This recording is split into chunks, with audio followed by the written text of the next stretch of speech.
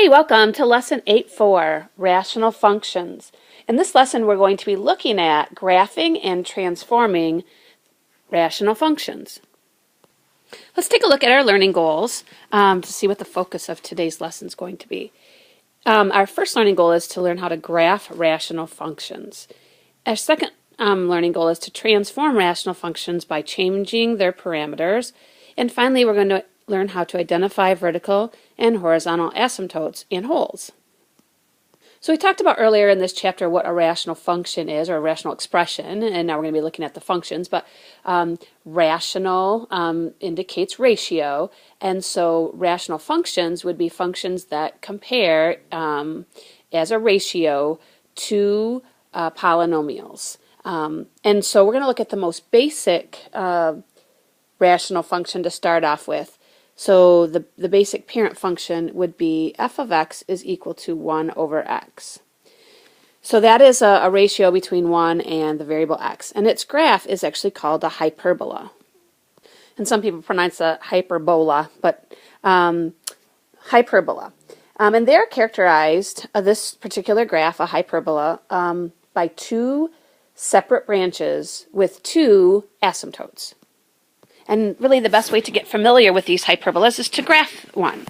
And so let's take a look at this function f of x is equal to 1 over x. Well, first of all, let's think about the domain. What values can we not substitute in for x? So we think about that function 1 over x. Well, x resides in the denominator. And we know that a denominator can never be equal to 0. And so when we want to express the domain, I can't really think of anything else that I can't divide 1 by. And so really the only exclusion is this 0. So one way to express the domain would be to say all real numbers except 0. And another way to do it instead, a sort of shorthand way, is just to say x cannot equal 0. So those are both ways to represent the domain. Now, if you think about the range, that's the output. And you think about all the things that you could possibly get out by dividing 1 by some number, x. And you think about if you were dividing by very large numbers, like say 100,000 or something like that, you'd get really, really small decimal values. You could get really, really small ones that would get closer and closer to 0. But you're really never ever going to get to 0. You put really, really small numbers in for x. So you're dividing 1 by really small numbers, you're going to get really, really large numbers. So it could approach infinity, but the only number that it actually can never, value can never have is 0. So that actually is also the range. We could say that the output, or f of x, or the y, cannot ever equal 0. And what happens then is that causes two asymptotes to be formed. One where x is equal to 0 and one where y is equal to 0, because those are the lines that they'll approach and never get to. Well, the line x is equal to 0 is actually the y-axis. So this right here, this y-axis, forms an asymptote that the graph's going to approach. And then there's also one here where y is equal to 0. Because those are values that we can't put in and values that we'll never get out of this function. So those are my asymptotes. So basically these two branches that I talked about that this hyperbola will have to reside in two of the quadrants here. And they can't ever cross those two boundary lines or asymptotes. So I have a table here, and I have picked some specific values of x to substitute in. And so I'm just going to go ahead and let's fill in this table. So if I were to substitute -4 into 1 over x, I would actually get -1/4. If I substituted -2 in, I'd get -1/2. If I substituted -1 in, that's 1 divided by -1, that's -1.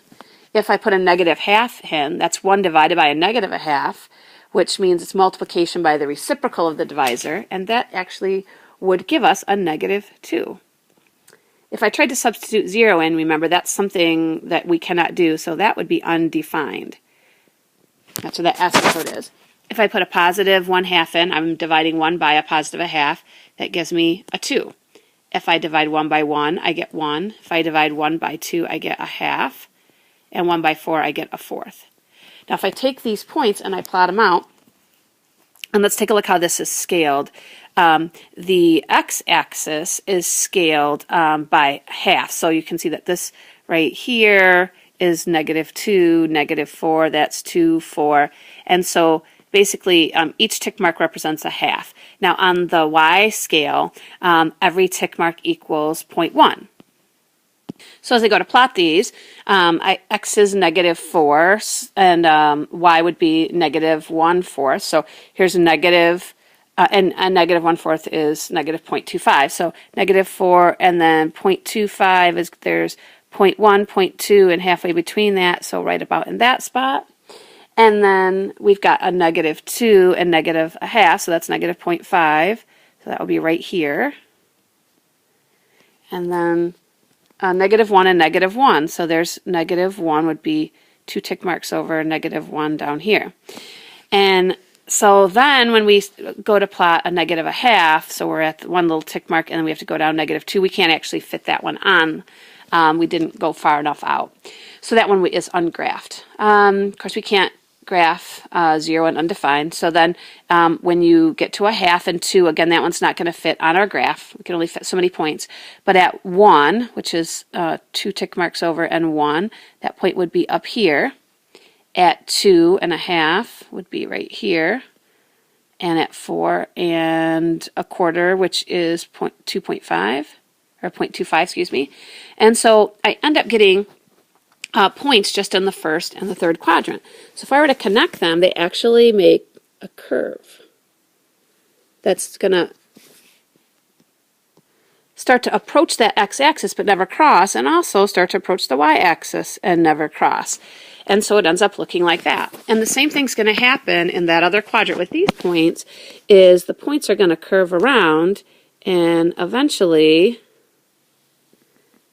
they're going to start to kind of hug those axes as they get further down and further up, and they'll just kind of, you know, skate along those asymptotes but never cross them. And so this is actually the characteristic shape of a hyperbola. Now this is what's called a discontinuous graph.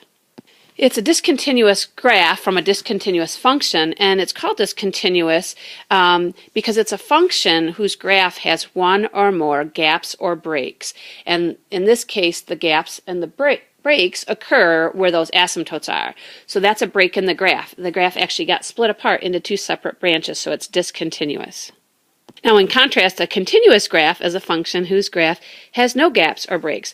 And some perfect examples of continuous graphs are lines, parabolas, logarithmic curves, exponential functions, and you know those were the ones that the graph was all one piece. You could put your point on the graph and follow along it, and it would go on forever, and you'd never have to pick your pencil up to go to another part of the graph as you would in this case. So we're going to be looking at discontinuous graphs in this lesson. Let's go ahead and turn the page. So this little diagram here kind of depicts sort of the almost kind of like vertex form that we looked at with quadratics, and you know, some different ways we've seen functions set up that actually when it's in this specific form, we can read special characteristics of the graph. And so this is the special form for our rational functions. And based on like what the values of a and h and k are in this a over x minus h plus k are, we can be able to tell how this new graph would be transformed from that base graph of 1 over x. So if we start off with 1 over x, but now if we didn't have the 1 over x, instead we had a number on the top instead of 1, what that a would tell us is, so the a part, and it's the absolute value of that, so even if it's negative, we just look at the number without the sign, it will tell us whether there's been a vertical stretch or compression. And if it's negative out in front, so if the a is less than 0 in this case, then that means it's actually a reflection over the x-axis. So it really kind of goes right along with everything we've learned about transformations. Okay, if you take the opposite of the function, it flips it over the x-axis, and if you multiply by some scalar number, you're going to stretch it or compress it vertically. So a change in the number on the top, instead of it being 1, let's say it was 3, that would be a vertical stretch of that hyperbola by a factor of 3. If this denominator x that's on the bottom here, if something is being added or subtracted from it, that's actually going to indicate if we were to have some sort of horizontal translation. So h represents a horizontal translation. And we just always want to remember that x lies to us. So whatever it's saying, it's going to kind of be doing the opposite. So if it says x minus 3, it actually means that the graph is being shifted 3 units. If it said x minus 3, it'd be moving 3 to the right, because x lies to you. Now, if we were to take and add onto the function some value, in this case, the k is what we represent for a vertical translation. If we were to add something on the end, that would cause, so right here, if we were to look at this value right there, anything that's added or subtracted off the end is going to cause a vertical translation, up or down. So it's going to slide it up if it's a positive and down if it's a negative.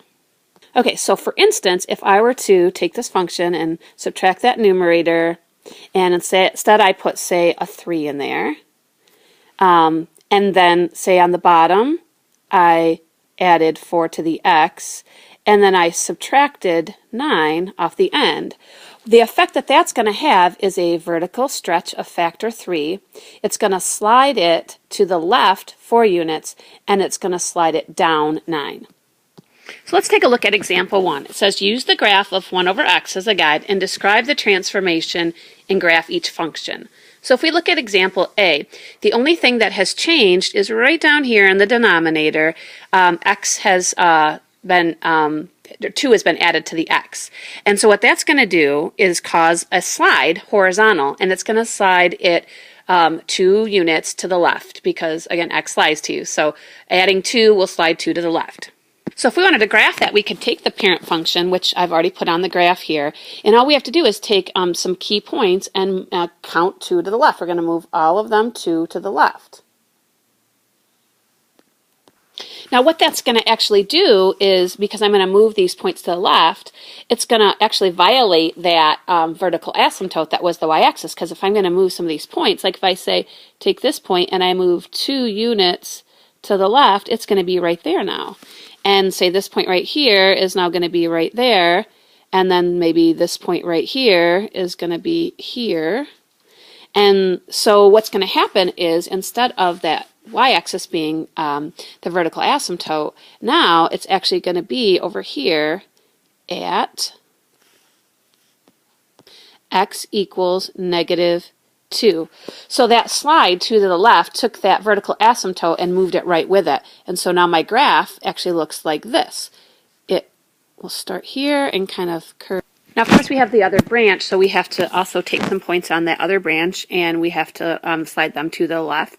So just, again, identify some specific points, like, say, there, and go 2 to the left, and then, say, maybe this one right here, and this one right here will go 2 to the left, so there's 1, 2, right there.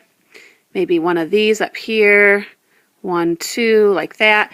And then you just know, again, they're going to have to conform to that, that vertical asymptote. But then there's also the horizontal asymptote that did not change.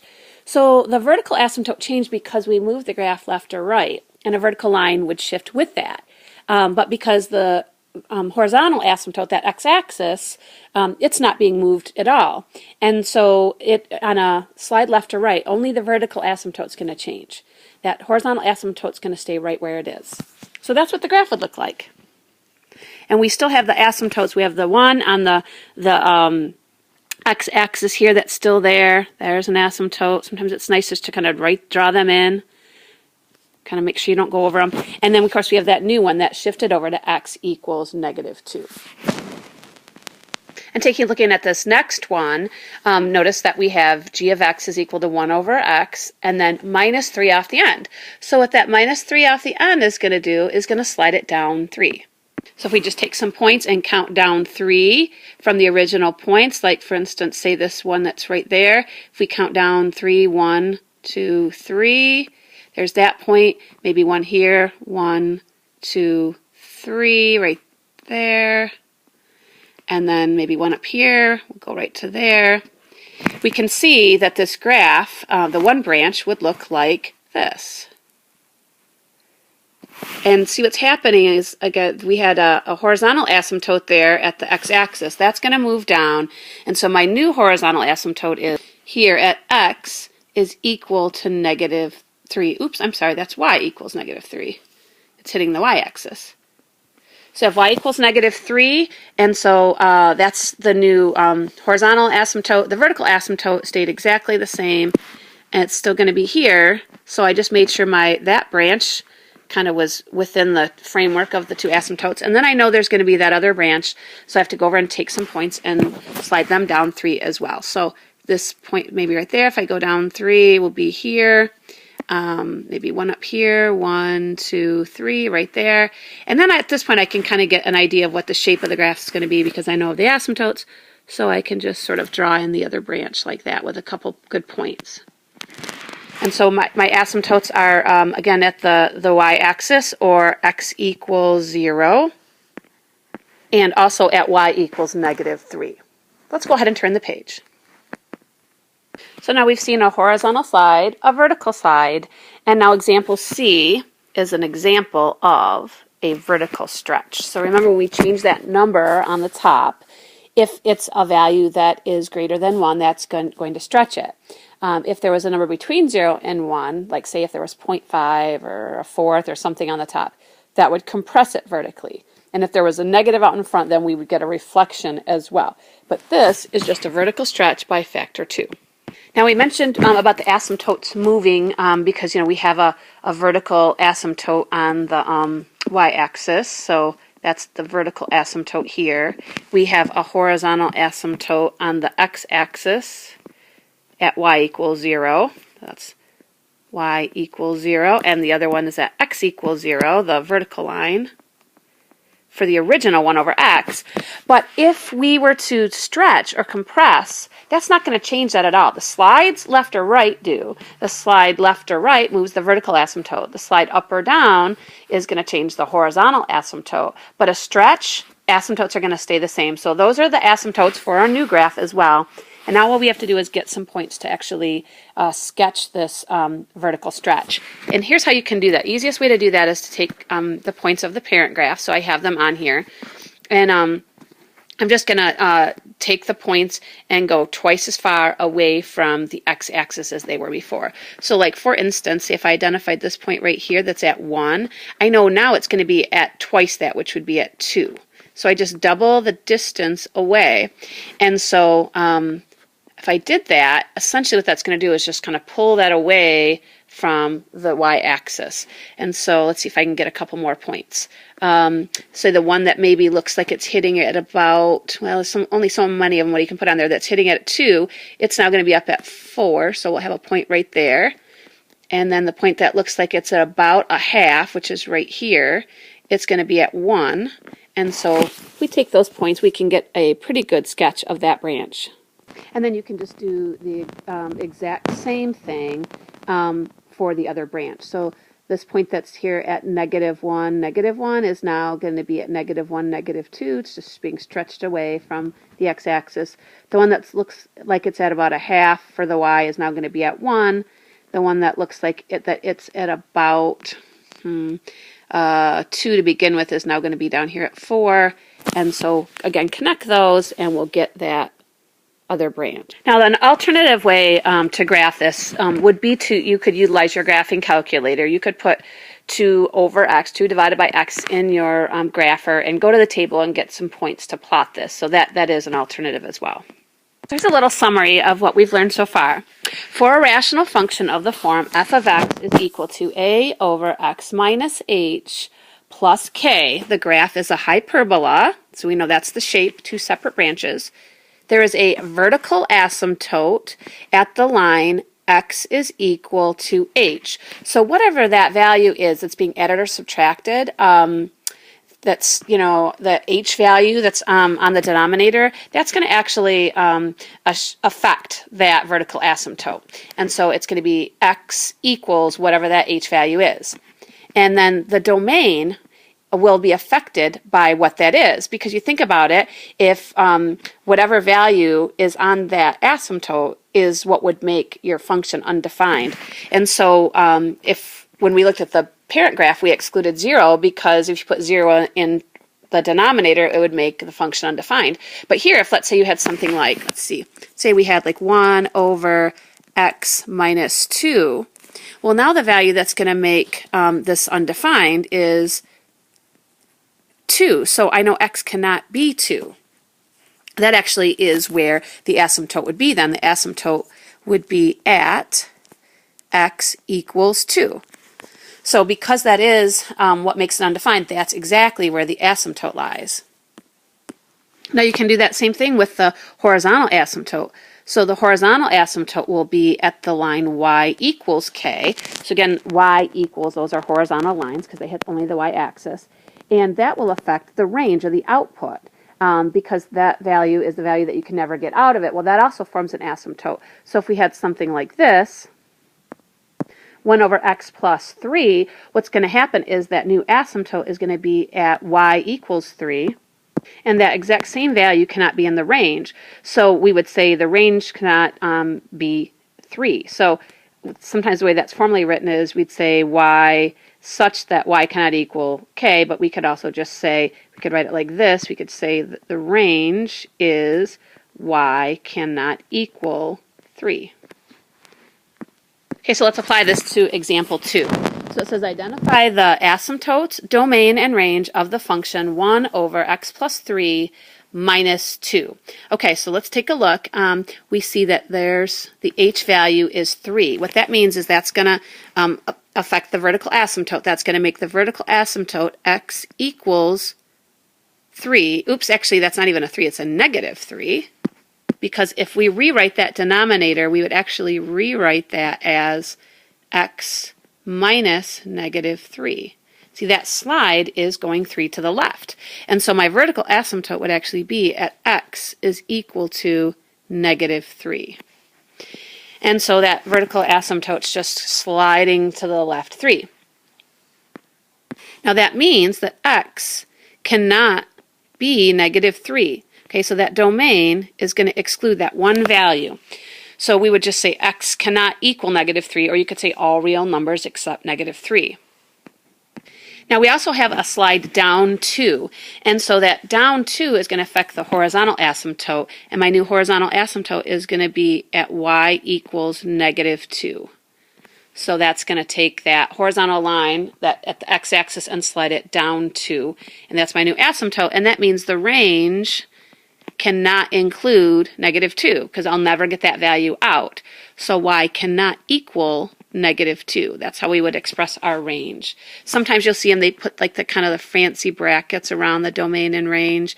If you see that, sometimes they'll even write it like this.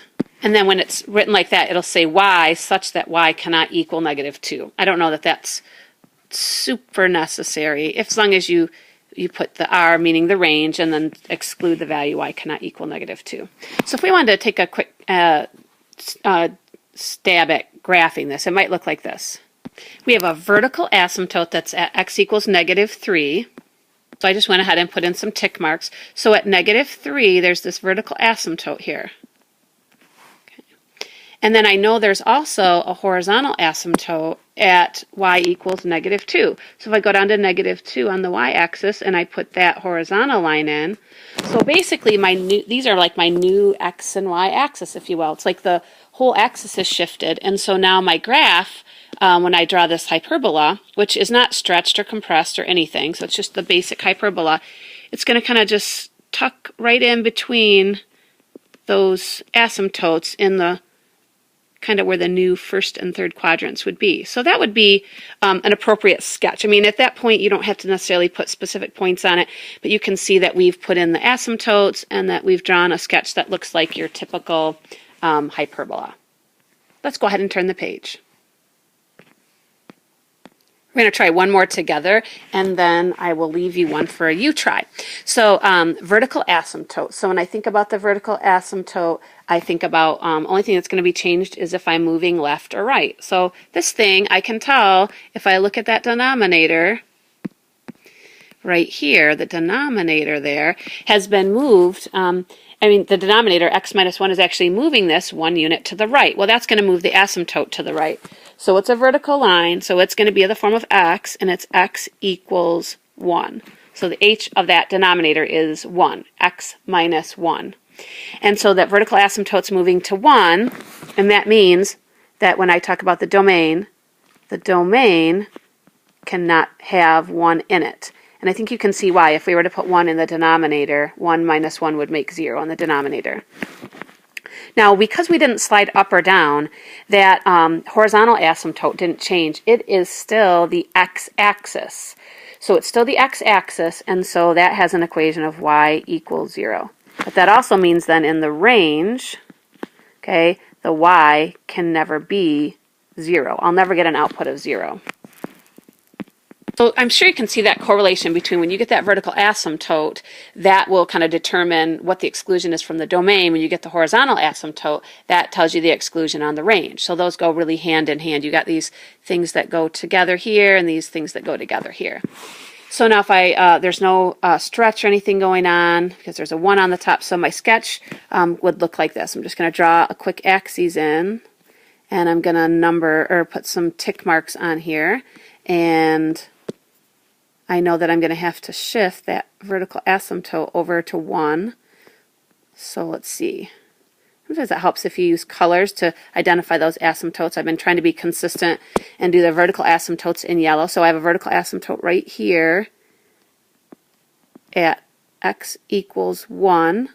My horizontal asymptote is still on that x-axis. So now all I have to do is do a quick sketch of a hyperbola within those axes, those new axes where those asymptotes are. So it's going to look kind of like this, and that first branch and that other branch like that. And that's a pretty good sketch of the graph. Again, the asymptotes are at x equals 1 and y equals 0. Okay, so we're going to make example C a you-try question. You're asked to identify the asymptotes, the domain, the range, and then do a quick sketch of the graph. And we're going to end this part of the lesson here. So I'm going to have you go ahead and just complete the you-try question, and we'll follow up in class, and we'll check it then. So I'll see you in class.